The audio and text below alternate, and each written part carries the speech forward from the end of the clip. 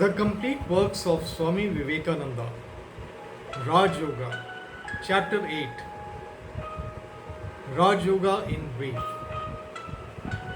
The following is a summary of Raj Yoga freely translated from the Kurm Puran. The fire of yoga burns the cage of sin that is around a man. Knowledge becomes purified and nirvana is directly obtained from yoga. Becomes knowledge. Knowledge again helps the yogi. He who combines in himself both yoga and knowledge, with him the Lord is pleased. Those that practice Mahayoga either once a day or twice a day or thrice or always know them to be the gods. Yoga is divided into two parts. One is called Abhav and the other Mahayoga, where oneself is meditated upon as zero and bereft of quality. That is called Abhav.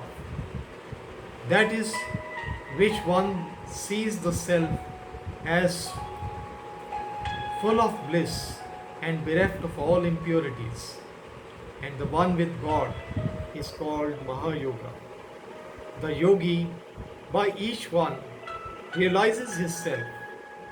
The other yogas that we read and hear of do not deserve to be ranked with the excellent Mahayoga, in which the yogi finds himself and the whole universe as God. This is the highest of all yogas. Yam, Niyam, Asana, Pranayam, Pratyahara, Dharana, Dhyana, and Samadhi are the steps in Raj Yoga, of which non-injury, truthfulness, non-covetousness, chastity, not receiving anything from another are called Yama.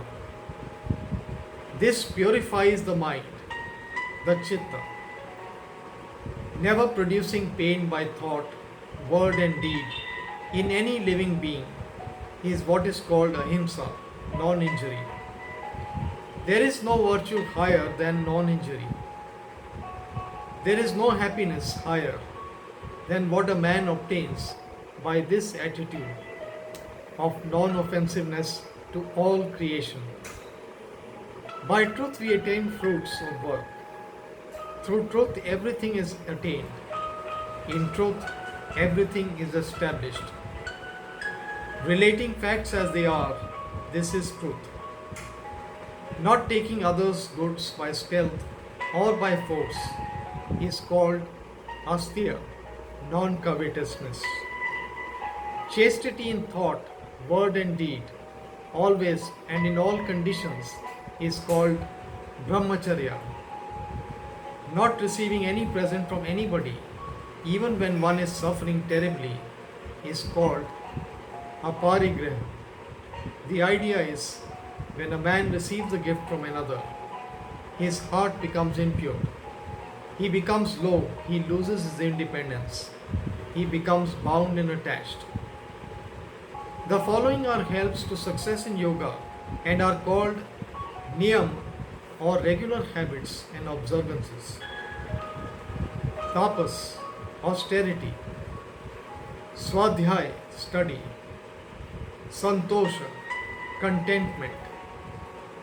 Shaucha, purity. Ishwar Pranidhana, worshipping God. Fasting, or in other ways controlling the body, is called physical tapas. Repeating the Vedas and other mantras by which the sattva material in the body is purified is called study, swadhyaya. There are three sorts of repetition of these mantras. One is called the verbal, another semi-verbal, and the third mental. The verbal or audible is the lowest, and the inaudible is the highest of all. The repetition which is loud is the verbal, The next one is where only the lips move, but no sound is heard. The inaudible repetition of the mantra accompanied with the thinking of its meaning is called the mental repetition and is the highest. The sages have said that there are two sorts of purification, external and internal. The purification of the body by water, earth, or other materials is the external purification, as bathing, etc.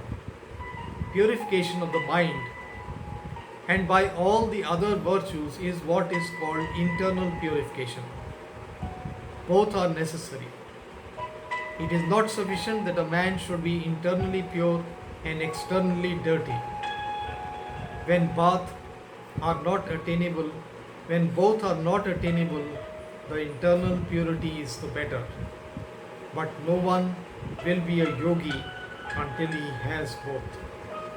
Worship by God is by praise, by thought, and by devotion.